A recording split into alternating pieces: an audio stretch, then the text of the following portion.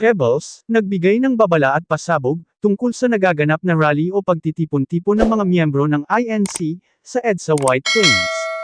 Pagbubulgar pa ni Pebbles, mukhang gagalaw na raw, ang Sara Army, at sasamantalahin, ang nasabing pagtitipon-tipon ng mga miyembro ng INC, sa EDSA. Narito, pakinggan at panuurin natin, ang kanyang pahayag. Sa mahal na Presidente ng Pilipinas at sa aking mga kababayan, lalo na sa mga Katoliko, huwag kayong papayag na pamunuan tayo ng INC. Sila ang gumawa ng plano na ito kasama ang Sara Army, si Sara Duterte, Pulong, Baste, sila po lahat ang gumawa ng plano na to. Parating na ang Sara Army.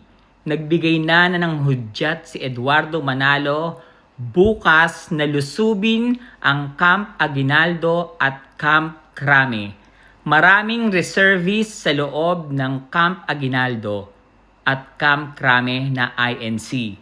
Ngayon pa lang ay kunin nyo na lahat ng impormasyon sa loob ng Camp Aguinaldo at Camp Crame ng mga INC na naka-ready na rin lumaban sa paglusob bukas ng Sara Army at INC. May mga lalaban na mga militar na miyembro ng INC.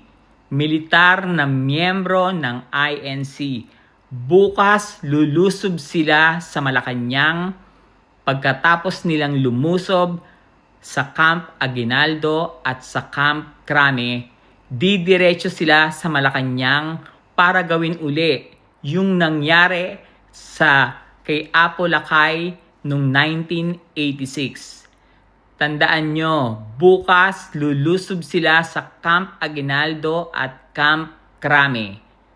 Pagtapos nilang lumusob sa Camp Aguinaldo at Camp Crame, didiretso silang lahat sa Malacanang para pababain ang presidente. May iwasan pa to kung tutulong ang mga Pilipino.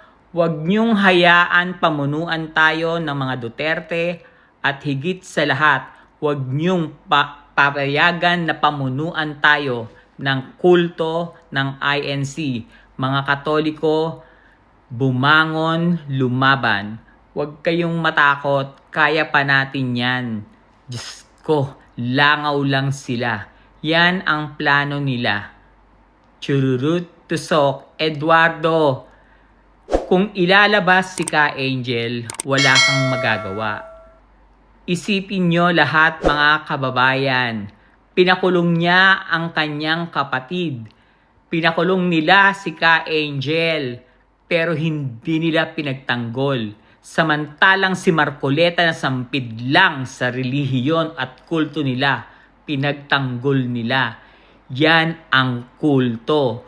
Ipagtanggol mo si Marcoleta na hindi nyo kapamilya at hayaan nyong makulong si Ka Angel? Huwag nyo akong pinaglololoko. Yan ang plano nila. Parating na ang Sara Army.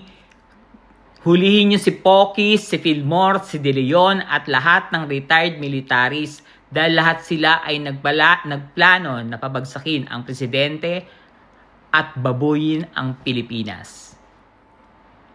Maniwala kayo sa akin. Mag-ingat po kayong lahat. Nakamata po ako, nakamonitor po ako. Maraming tumutulong.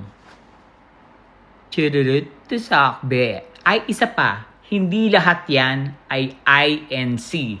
Ang iba dyan ay bayaran ni Marcoleta at ni Mike Defensor. To NBI Matibag, ikulong nyo si Mike Defensor. Papatunayan ko yan na bayaran niya yan yung iba. Hindi INC yung iba dyan. Hindi ganun karami pupunta ang INC. Defensor, isa kang demonyo at Marcoleta, aw, aw, aw. Che, alam mo naman talaga malilinis yung mga sindikato naman. Paimbestigahan niyo yung costume.